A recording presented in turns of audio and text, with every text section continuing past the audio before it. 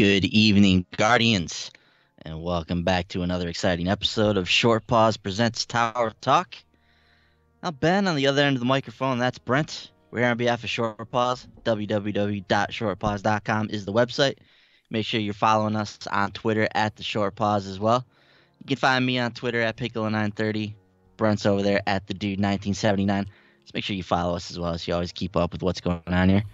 So this is Tower Talk, our Destiny-focused video discussion series. Brent, where you and I hop on here, we talk any and everything in the world of Destiny. You have a damn fine time doing it. Brent, how are you on this fine Sunday evening? What's going on here? Dude, I just had one of those weekends where my brother and his family, who I love very much, came up, stayed with us, and when you have 4 kids in the house for 24 hours or more, you just kind of get burned out. So it's one of those weekends where I'm just I'm tired from that. I was out doing yard work yesterday. Today it's been cold out, so I'm not feeling too good. So it's just been a bunch of stuff. So it sounds weird, but I'm actually looking forward to going back to work tomorrow after a weekend like this. That is strange. No, I hear you, man. I've had an extremely long work week, putting in really long days this week. So it was a long journey to get to this weekend. But when I finally got here, my wife and I got to spend some time together yesterday. The kids were gone for the day, so nice. we just kind of spent the evening together today. Just kind of tried to just kind of chill as much as possible, watch a little football, live to tell another day in my survivor pool. So I'm happy about that. Got some time in with Destiny today, which I was really excited about. Finally got to sit down and play the game this week. Literally haven't had a chance to play the game all week, so it was good to sit down, get back into my character work on some of the things I want to work on.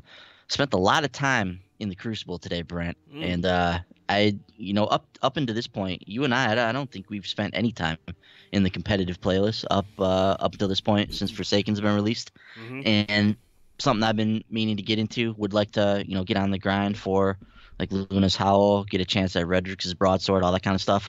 So I'm like, all right, let me sit down, let me put some time into this. And man, I'll tell you what, man, the competitive playlist is really, really fun right now. Yeah. I really like the addition of Clash and Control into that game mode. It spices things up a little bit. You still get survival and countdown sprinkled in there, but it really juices up the playlist and adds a nice bit of variety in there. I know they were having some issues with is it Breakthrough? Is that what it's called? Yeah, Breakthrough they took out of the rotation for now. They're trying to tweak some stuff. I think with the spawning, there was some concern with the spawning and how it would work for the team that gets pushed back. Yeah, and I think they're trying to tweak that a little bit, and then they'll bring it back in when it's ready. But yeah, they pulled it out of the rotation for now. Yeah, so that one's out of the rotation. I haven't even had a chance to play a match of that. while all that was going on, I just was kind of busy and didn't get a chance to even experience a match of that yet. So yeah, looking forward to playing that at some point. But yeah, I really like it, man. It's cool to play a competitive version of Clash and Control. I played some intense matches today, dude. Like a lot of stuff that was like coming down to the wire. And one of the cool things that the competitive playlist does, at least to my knowledge, is you're matched up against people that are the same rank as you. So when you go into these playlists, you're literally playing people that are seemingly of the same skill set of you. They're of the same rank in glory that you are. So it makes for some really, really competitive matches as far as I could tell. And, it's going to get more difficult, obviously, as you move up the ladder. And, once you get to Fabled or Mythic or heaven forbid Legend, like who knows what those matches are like when you get up into that tier. But yeah, man, I really, really like what I played. They played quite a bit. Got working on my chaperone quest finally. Did a lot of work towards the Broadsword and Luna's Howl as well. So yeah, I had a really good time, man. We definitely need to spend some time in the competitive playlist. I like it infinitely more than quick play. Right. And I definitely think we should spend some time in there sometime soon. Yeah, I'm going to try to get – we'll be playing a lot of Destiny this week with the return of Iron Banner. But, yeah, I do want to make the shift back to the competitive side once Iron Banner wraps up next week, get back into some of that competitive stuff. I've been so preoccupied with other games this week, I didn't get a chance to play any Destiny. Correction. I went in yesterday and did one match of multiplayer of Crucible just to get the powerful engram, and then I had to get off because my brother had shown up. So I got one match in of Crucible, and that was it, dude. So I'm definitely slacking right now in the Destiny 2 gameplay. Yeah, I obviously, like I was saying, I haven't had time to play a lot this week. So this week, though, we'll be changing that. We'll be spending a lot of time in Destiny 2.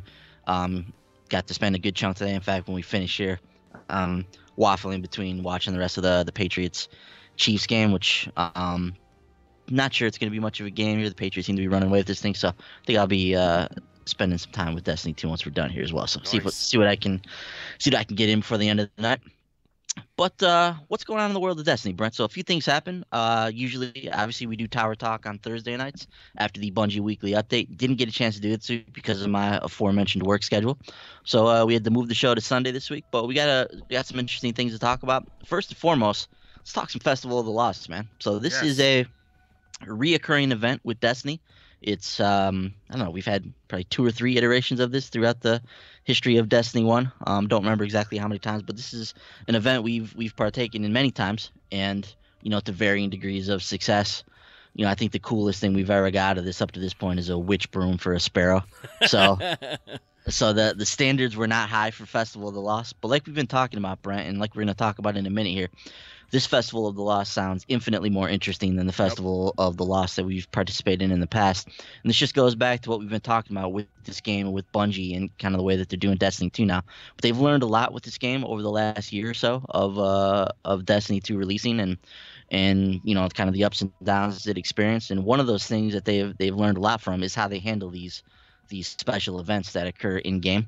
And Festival of the Lost to me is, at least reading it at face value. Obviously, we haven't participated in it yet, but just reading at face value here what it's going to include. This looks to continue on the path that they've started before. Of look, these events are going to be fun. They're going to be, they're going to have unique content, and they're really juicing these things up a lot more than they have been in the past. When Destiny 2 first started. The first event we saw was the Dawning or something like that, and it was just basically something just to get you to spend money on Eververse. So we've moved on from that point, and now we've got some really cool stuff coming with Festival of the Lost. So let's talk about that cool stuff. So first and foremost, just so you guys know, the Festival of the Lost is kind of the celebration of fallen comrades in the Destiny universe. This year, obviously, is a little bit different, though, because we lost a legend from the tower in Cade 6. So Cade 6 is no longer with us, so this Festival of the Lost takes on a lot more meaning than previous festivals have. Also, Eva Levante, who's the vendor who has ran Festival of the Lost in the past, nowhere to be seen after the fall of the tower, after the Red Legion, kind of made their mark and took over the last city. So we don't know if she's alive or where she's at this point, but we do know she is not in the tower and unavailable to participate in the Festival of the Lost event. So Amanda Holliday is going to step in, and she's going to be running the festival for us this year. So she's got the tower decorated, and she's going to be our main vendor that we're going to be kind of, interacting with throughout this event. So let's talk about what we can expect from this year event. So I'll read from the post on Bungie here. So new triumphs will be added for you to earn, and Amanda Holliday will offer daily bounties that award fragmented souls.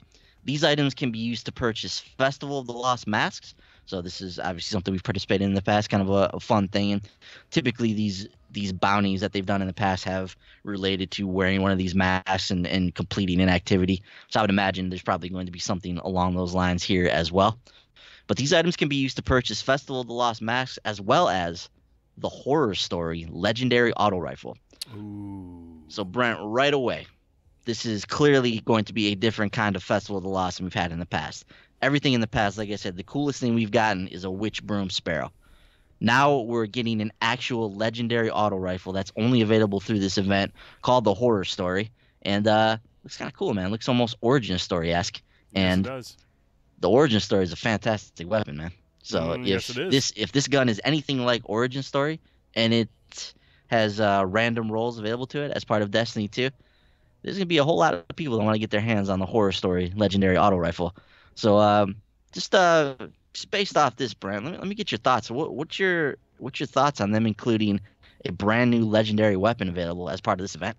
Dude, they're already taking it to the next level, these events. Because like you said, before it was just like, cool, you get a witch broom sparrow. Okay, Yep. cool, that's cute. Now you're getting something tangible, something you can use that's effective in mission, that you're going to be able to use in other events. This is really cool. This is all of a sudden, you're starting to get carrots at the end of the stick for now these seasonal events. And yeah, this gun looks awesome. Now, what its perks are, what it's special, if there's anything cool about it, we don't know. If it's just going to be a normal assault rifle, but this looks really cool. I like this horror story. Yeah. And we assume there's going to be random rolls on it. I don't know. There could be just one specific roll that you get from this event. We'll have to see how that goes. But my guess would be once you unlock this will be added to the loot pool, and then you can get random rolls on this throughout your time with Destiny 2. But continuing on here, even with the tower illuminated by spooky violet candles, there's always something scary lurking just out of sight. Oh, boy. And this is perhaps the most important aspect, or the most interesting aspect of a Festival of the Lost as we sit here today, Brent. So this year, Festival of the Lost brings more than just masks. For a limited time, all players of Destiny 2 are invited to the Haunted Forest. Guardians have been tasked with clearing out its ghouls and demons, which are spooking up a storm. You'll have 15 minutes to dive as deep as you can into the Haunted Forest and clear out the nightmares lying in wait. Be wary, the deeper you go, the more difficult your job will become. So, Brent, this sounds like a really exciting event, and once again, in the spirit of taking events to the next level, we actually have a brand new activity in the game here, which will probably get us access to some kind of rewards. We don't know exactly what yet, but in escalating difficulty, like wave-based mode, building on stuff that they've done with like the blind well and the escalation protocol. We've seen them, even Prison of Elders, we've seen them trying these wave-based modes that get more difficult as you go on in the past. And this sounds like another variation on that with the Haunted Forest. So it looks like this will take place inside of the Infinite Forest. We see some images, some very, very cool images of an infinite forest at night, and some giant night hive creatures in here as well that you'll probably come face to face with at some point. But dude, how cool is it that we're going to be able to step foot into the Infinite Forest once again and participate in a brand new event that's part of this Festival of the Lost celebration, man? Oh, this is awesome. I mean, yeah, and it sounds like, it's kind of like a tower event. How deep can you go? Like, what's going to be down at the bottom waiting for us? Jacob's got a bunch of information in the chat right now I'm trying to go through, but there's a lot of theories, a lot of speculation. There's going to be some cool rewards at the bottom of this Haunted Forest if you can get to it. Some really cool items that you can earn, which I would expect. I mean, if you have something here that they're teasing, you have 15 minutes to see how deep you can go. You know there's going to be something waiting for you at the bottom, something very unique, something very rewarding that's going to give you, that's going to reward you for your efforts. So I'm really excited about this. I'm kind of curious to see if there's going to be any mysteries down there. Is it just going to be pretty straightforward, moving down deeper and deeper, or is there going to be other types of like mysteries somewhere or throughout it? So I'm really excited about this. This is really cool. Yeah, and something that Bungie's done a lot more of recently is they've pulled the curtain back, but they haven't pulled the curtain back all the way. So I do feel like, if you can make your way through this activity and you can get through the last wave, get to the bottom of the forest, whatever the case may be, I do feel like there might be something down there waiting that we don't know about yet, that Bungie has not let slip. So yeah, very excited to get in there, see what this is all about. But these wave-based modes, Brent, are really, really fun in Destiny. Escalation protocols, fun as hell. The blind wells, fun as hell. Prison of the Elders is fun as hell. So I have no doubt that the Haunted Forest is going to be a really, really exciting activity as well. I just love the look of this too, man. Like the Infinite Forest has always been a really cool place, but this place looks absolutely badass, man. Yeah, it does. With the whole nighttime vibe, and you've got like these basically spotlights that are illuminating the battlefield, and these nasty hive creatures running around. This looks like this is gonna be a lot of fun, man. Can't wait to try this out. And we're not gonna have to wait. Sorry, go ahead. No, I was gonna say, I'm assuming this is a part of the Infinite Forest, correct? Yeah, it looks to be part of the Infinite Forest. I love the fact that they're utilizing the Infinite Forest for this, because you and I have talked about multiple times. There's very little reason to enter the Infinite Forest, other than doing for like heroic missions and stuff like that. They don't utilize enough. The fact that this is going to be tied to the Infinite Forest, I think that's really cool. It makes it relevant again. Yeah, and dude, you can't even enter the Infinite Forest if you wanted to. You can only get into it as part of adventures and story missions and that kind of stuff. So yeah, thankfully this gives us another way to get into the Infinite Forest, and get in there and experience this. But yeah, this is definitely the thing I'm looking forward to most with Festival of the Lost. And Festival of the Lost actually starts this Tuesday. So we do not have to wait long for this event to get started. So that's another really exciting thing. The other thing, one more nugget here about the Haunted Forest. You can jump into the dark as a solo player with a pre-made fire team or through matchmaking to join other Guardians in the fight. So it looks like we'll have plenty of options with which to tackle the Haunted Forest. But it doesn't end there, Brent, with Festival of the Lost. So most players of Forsaken have already won Justice for Cade 6, but near the conclusion of Festival of the Lost, they'll be called once again to avenge a fallen friend. So Cade, not the only one that's fallen, Brent. Master Ives has been struck down. Maybe someone wanted to settle an old score, or lost their temper when receiving an edge transit. Whatever provoked the wrongdoing, justice must be served. The pursuit of Master Ives' killer will take place through a quest line. Here's the interesting part, which adds an additional powerful reward for you to earn each week. Nice. The hunt begins on Tuesday, October 30th. So, Brent, there's a few things to parse through here. So, first of all, Master Ives, or Master Eves, I'm not sure how to say his name, but this was the Cryptarch of the Reef in Destiny 1, if you remember, and he has fallen now as part of the Festival of the Lost. So, we're dropping like flies in the tower here, man. But Master Ives will no longer be with us as of Tuesday, October 30th. So, not only has he fallen, but we're getting a new quest line. So it'll be interesting to see how that plays out. Is this going to be an actual story that we're going to be going through, or how is this all going to play out? And then this part here adds an additional powerful reward for you to earn each week. So Tuesday, October 30th starts the last week of Festival of the Lost. This will end on November 6th. So my question to you is this going to lead to some type of an activity that we get to do each and every week? I mean, that's what the verbiage sounds like, right? Yeah, because it says you can earn powerful engrams each week, but this starts the final week of the event. So I got to believe this is something that might carry over, that just becomes part of like the Forsaken theme, where there's just going to be a new event that you can carry out. I'm not sure what it means, but that's how I understood it is, even though it starts the last week, it says each week. This is something that's going to continue on, or else somebody misspoke.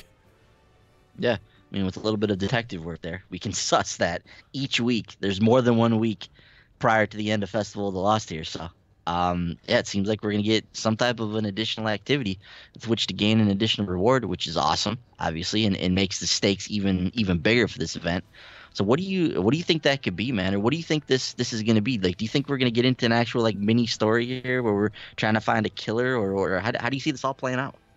I'm not expecting anything too elaborate, but I mean, I think this will just be like a some of the adventures that are multi-tiered. I expect it to be something along those lines. So I'm not sure. Again, I'm not sure how in depth this will be, but hey, they've surprised us so far with Forsaken. Every week there's an update, so this could be something elaborate, or it could just be, like you said, a simple quest line that has multiple steps to it. Yeah.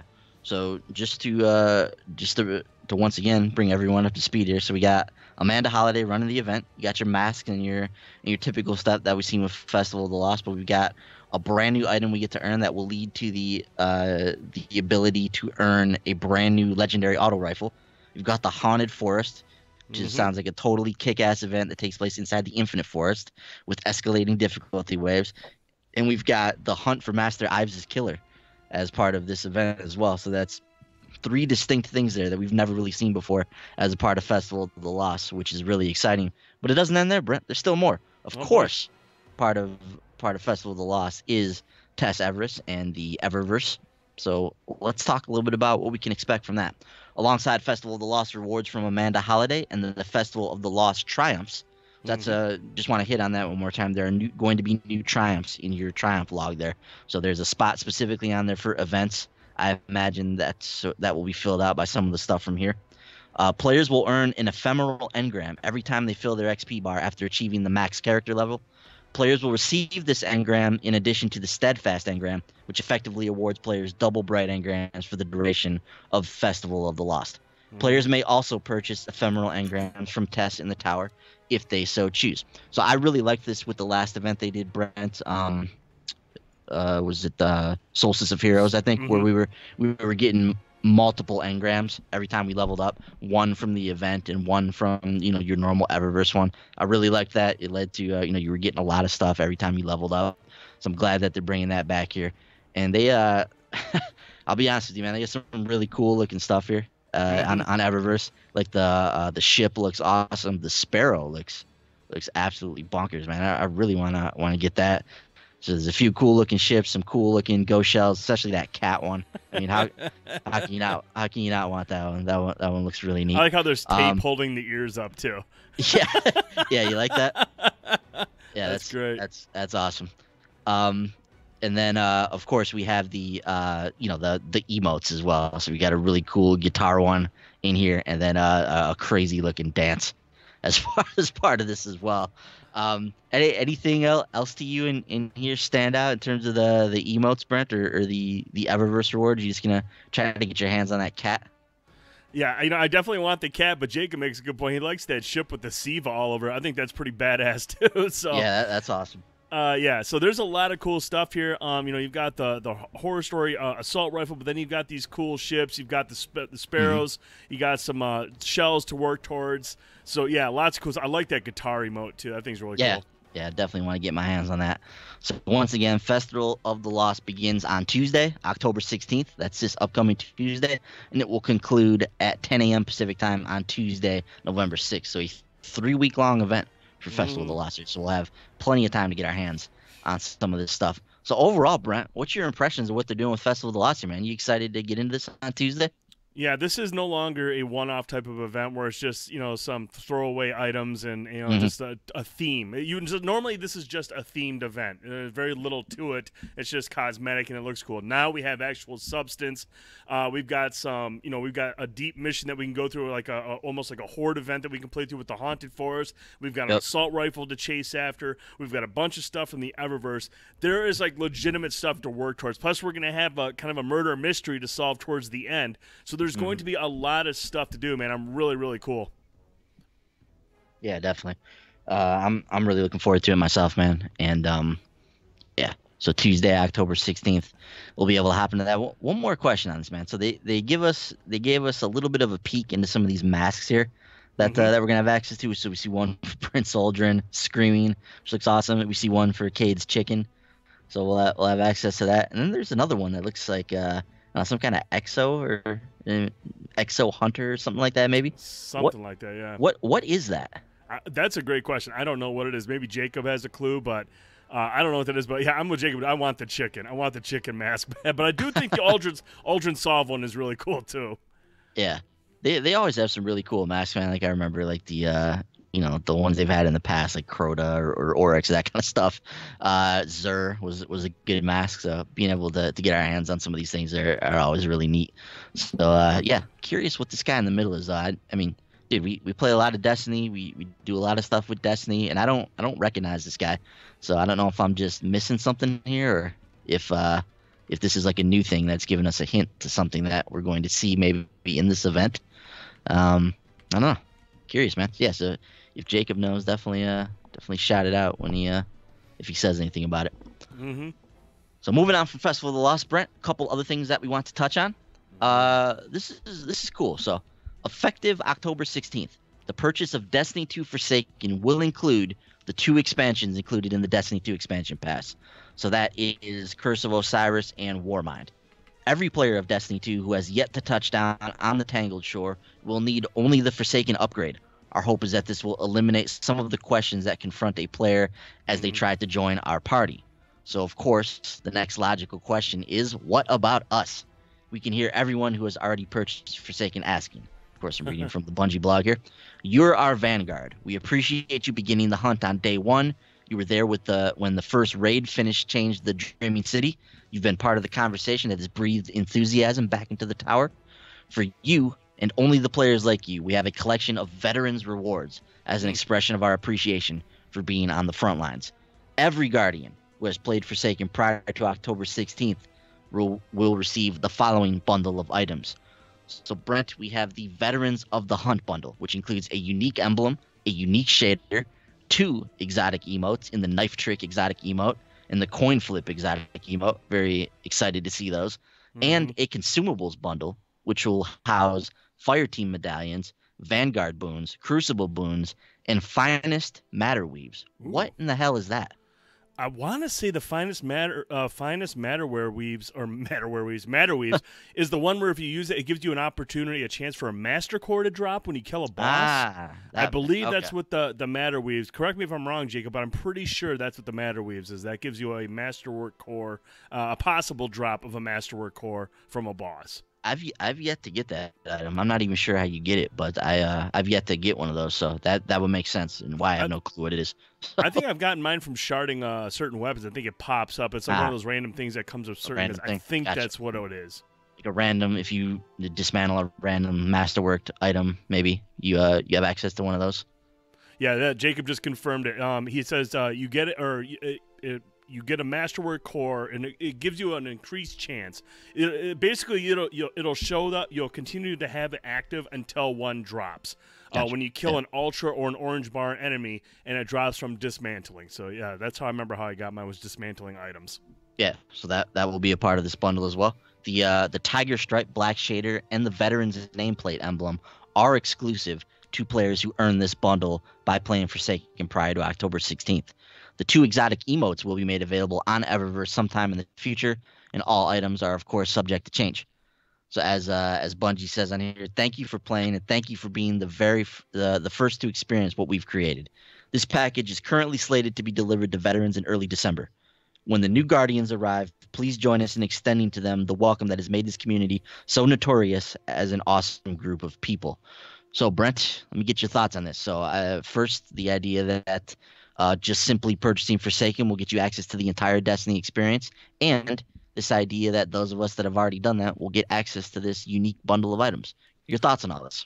Yeah, I actually like this a lot. I like the fact, first of all, because it gives people more content. Like I said, I know the first 2 expansions, the Curse of Osiris, and Warmind. They know they weren't super well received, but they each had their perks to it. They had some cool elements to it. Mercury's got some cool stuff on there. Brother Vance has like those cool guns that you can get from the Forge, and then Warmind has Escalation Protocol and other things. So I mean, these expansions, while they were weak narratively speaking, there were some cool gameplay elements in there. So the fact that anybody that buys Forsaken beginning October 16th will have access to these other events, I think it's a good move. I think you want to have as many people as possible in there, especially after having it on Plus for free. There's a lot of people in there that are playing Destiny 2, and this gives them access to everything if they buy Forsaken. So you'll see a boon of activity in a lot of these events where maybe things weren't as deep. So I think that's really, really cool that they're doing that. And then obviously, yeah, the fact that, for us that have been on Forsaken since day one, we're getting some exclusive items exclusively for us. I think that's really cool. There's some cool stuff. And Jacob mentioned, I love that knife trick emote. That's the one that Petra does at the beginning of Forsaken. So yeah. I really like that. That's one of the emotes. So I think this is a really good move on behalf of Bungie for people who haven't picked it up yet, or maybe people who've been on the fence. But then the people who have been invested since day one, they're getting something exclusive to them. Yeah, and I like that they're being proactive about this too, because no matter what you do, there's gonna be that one guy that's out there like, "Hey man, I bought this on day one. Like what am I getting?" It's like, and honestly, they didn't even have to do this, right? Right. It's like the game's been out for, by the time we get access to this bundle, it's gonna be, a few months that this game's been out. And obviously things in the video game industry move quickly. Hell, nowadays, Brent, sometimes you buy a game the week it comes out, and the next week it's already on sale. Right. So things are a little bit different in the video game industry. So honestly, Bungie didn't have to do anything. They simply could have just came out and been like, hey, October 16th, we want to make the game even more accessible to any people that have not hopped into Forsaken already, and we're going to include the 2 expansions. And I don't think too many people would have batted an eye. But there are some people that would have. So being proactive, they give us this bundle, which I think this is kind of a win on all sides. Like you said, we get access to some cool stuff. We get these knife trick emotes that we're not in the coin flip emote. We're not gonna have to worry about spending our hard-earned bright dust on this stuff. It's gonna be here as a part of this bundle. We get some consumables that are gonna be very usable. So yeah, I'm on board with this, and I love the idea of making the Forsaken and just Destiny 2 as a whole more accessible for new players, being able to come in and just being able to buy one item and get access to everything that they need to get access to from there. I think that's a great move, and yeah, I'm totally on board with that. So I like everything about this, and it's also a good move that they put this out here ahead of October 16th. So if you're one of those people that's been on the fence and you're like, oh man, if I buy the game prior to October 16th and start playing it, Like I'm gonna get this stuff. So I'm sure there's a few people that went out and bought this thing as a part of this promotion. So just some good like business type stuff in there as well. But yeah, I just think all the way around this is a win for everybody involved. So I'm looking forward to getting my hands on this stuff in early December. And obviously, if you have not bought Forsaken yet, please pick this game up. Yeah. Do it on October 16th. It's a great experience. All right, let's move on from there, Brent. Let's talk some Iron Banner. Yeah. I love Iron Banner. You love Iron Banner. We're very excited that Iron Banner is returning this Tuesday. So we'll have another week with the banner at the forefront of the Crucible. And once again, just want to reiterate what is changing with the bounties in Iron Banner. So we talked about this a few weeks ago, but each bounty will now offer a powerful reward, and the bounty objectives have been changed. They're significantly easier to hit now. So the Light Bearer bounty, which requires you to get super kills, has been reduced to 20 from 25. Iron in the Blood, which revolves around match completions, down half from 30 to 15. So that's a huge difference. Shine On reduced the orbs generated to 50 from 100. That was the biggest one. So this is the one where you had to generate 100 orbs. That was really hard to do in the Crucible. So being able to reduce that down to 50 is much welcome, a much welcome addition. Iron Victory, which refers to how many matches you've actually won. They've reduced the matches you need to win from 10 to 7. To be precise is precision kills. That's been reduced from 100 to 50, which I'm not even sure they need to do that, but that's going to be super easy to hit now. And then all in a week's work, reduce kills to 150 from 250. Another one they didn't necessarily need to tinker with, but yeah. So Brent, most of these objectives are going to be pretty easy to get our heads around. The orb one's still going to require some work to get 50 orbs generated, but all these other ones, yeah, I mean, a few days of playing, we'll have these all knocked out, dude. Yeah, and the fact, and Jacob just mentioned, he goes, he's sad to see these changes because he completed all these bounties before, but he just got, regular drops, nothing like really powerful engrams. But, this time now, I mean, yeah, we'll be able to knock all these out, and each one is going to be a powerful reward. So, there's more incentive behind it, but it's also easier. And like you said, there was a couple of them I don't think they needed to change. The precision kills was one. I felt, and even all in a week's work, I think 250 kills. If you're yeah, that went by fast. Yeah, if you're an Iron Banner player, you play Iron Banner enough where 250 kills is something you're going to accomplish easily. So I think that's another one they didn't need to change. But the fact that all these have powerful engrams tied to them, you're going to be more invested. You're going to be like, they've made the goals easier, so that's more appealing. And there's going to be powerful engrams. I think you're going to see even more activity in Iron Banner this time around than we did last time. Yeah. And one of the interesting things, and I've been like I was mentioned playing the competitive playlist, and when you jump into control in there, it's the old control rules in the competitive playlist. So the 2 points are already taken. You're just going for the one in the middle, and so on and so forth. So I'm looking forward to getting back to the Iron Banner where all the points are not taken. You've got the lockdown for the power plays, like all that stuff. I really like the Iron Banner rules when it comes to control. So I'm looking forward to having another week where we can participate in that. And yeah, I mean, all in a week's work, dude, like you mentioned, 250 kills. Really, you're getting 20 to 30 kills every match of Iron Banner if you're a halfway decent player. And that goes by really quick when you're out there just kind of mowing people down in a match of control. So looking forward to getting back into that. I got a question for you, and Jacob mentions this in the chat. I think this is worth discussing. He said the Iron Banner stuff looks cool, but I always love the Year 1 Iron Banner stuff.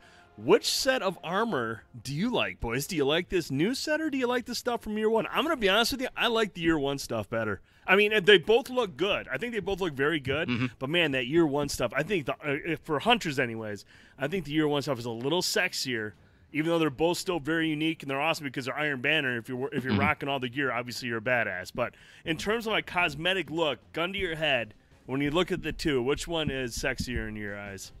Yeah, gun to my head, I'm still leaning towards the Year 1 stuff. I really liked the Year 2 look for the Warlock. I rocked that for a while.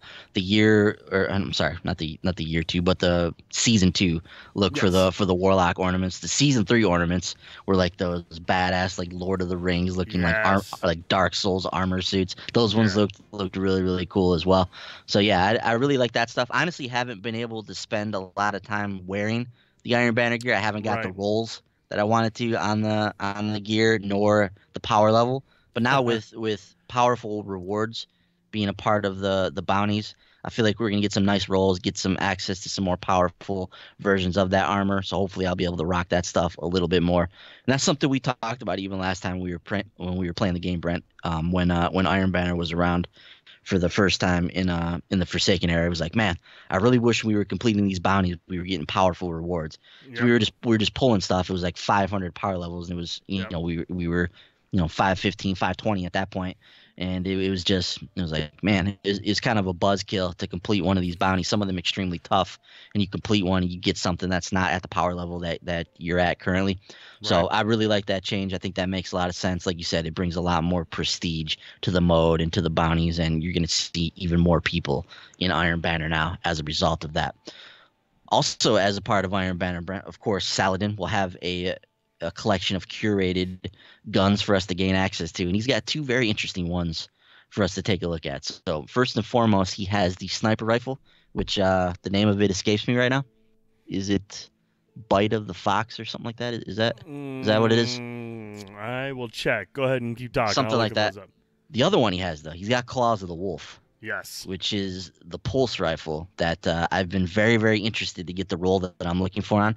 And the fact that he's selling a curated roll for us to purchase from him, I'm wondering, Brent, if he's going to have the one that we're looking for. If he does, man, I'm going to be in there grinding my ass off to get this gun as soon as possible because I really, really want this thing in my possession with full auto and outlaw. And if I get that with ricochet rounds, this thing's going to be an absolute beast.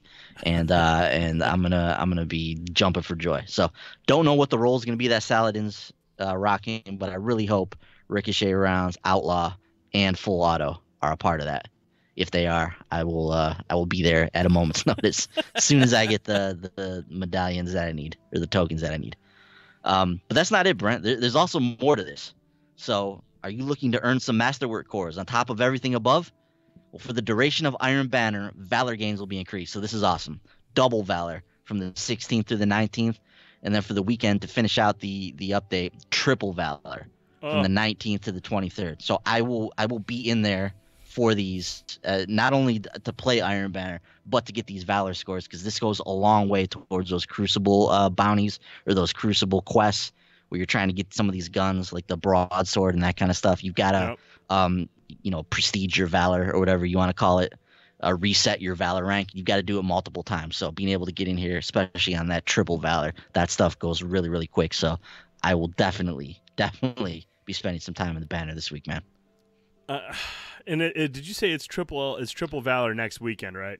Triple Valor up from the 19th through the 23rd. That's awesome because let's see, the 19th I'll be gone.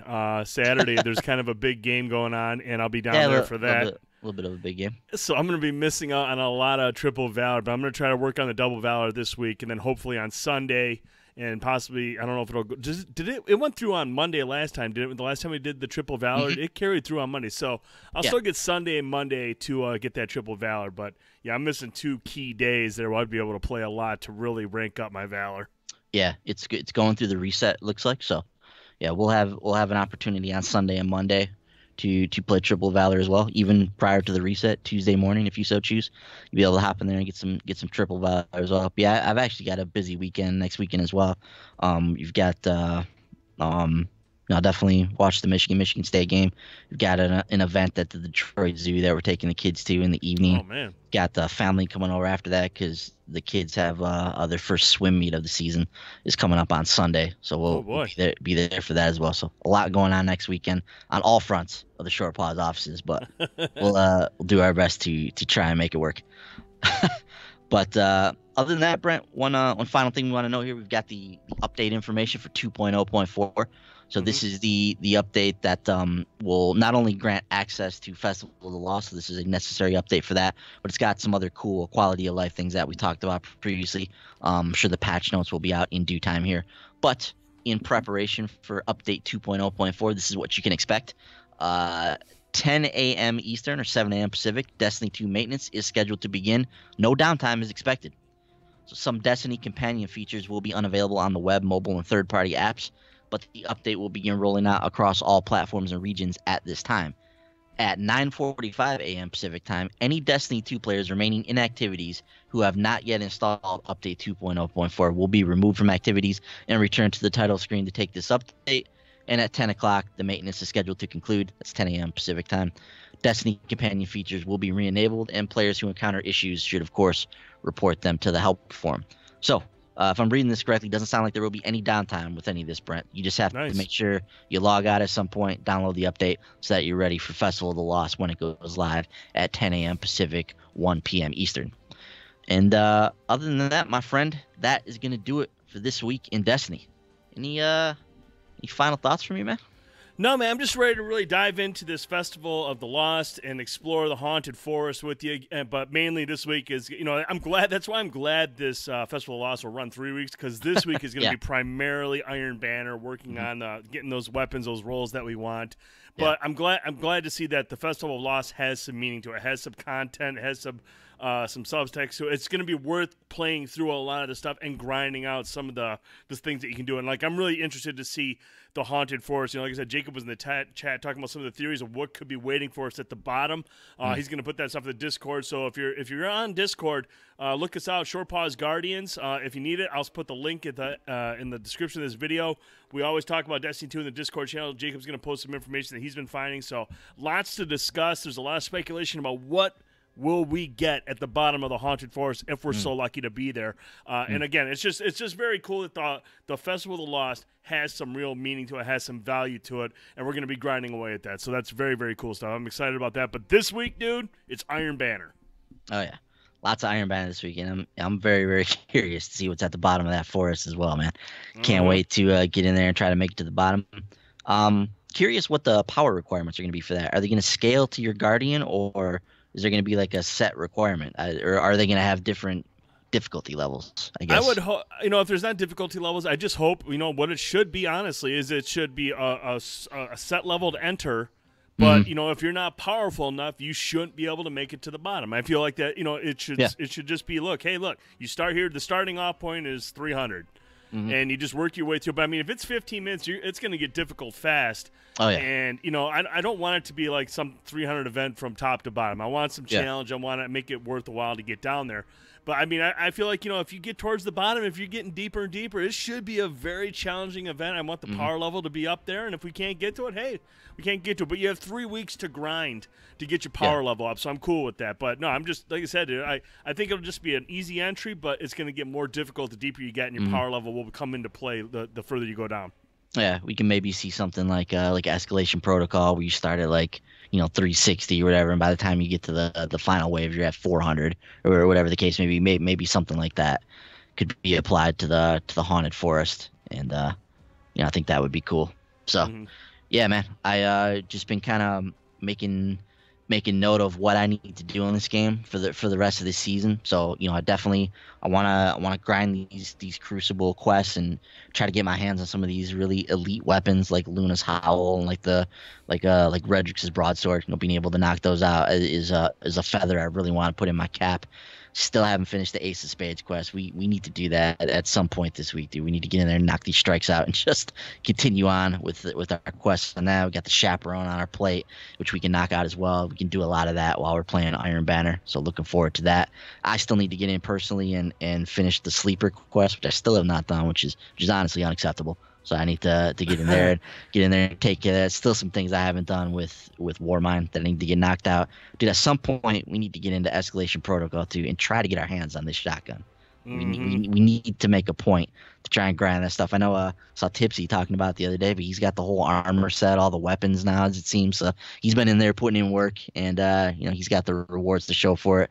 So we need to do that at some point. Well, there's a lot of stuff rumbling around in my head that I want to do in this game. There's tons of roles and different ideas I have for the types of guns that I want and the type of armor sets that I want to build for my Guardian based around certain weapons, based around certain elements and that kind of stuff. So I want to dig into that a little bit more and really start to curate the type of Guardian that I want to rock. So a lot of stuff that I want to do in this game, man. A lot to come here, a lot of playing ahead of me, but I'm really, really looking forward to it. Fall season gaming be damned. So yes, sir. Awesome. Well, that is going to do it for us this evening then. Brent, at the Short Pause, how do you follow us on Twitter? If you like what we do here on Tower Talk or on anything that we do on the Short Pause channel, make sure you subscribe to our channel, hit the like button, leave a comment or join us live like Jacob and comment as we're doing the show here. Make sure you hit the bell as well so you always know when we go live. We usually do Tower Talk every Thursday night after the Bungie weekly update has gone live, so look out for the next episode this upcoming Thursday as we get back on schedule for that. We'll have lots of stuff streaming throughout the week. Definitely Destiny will be on the docket.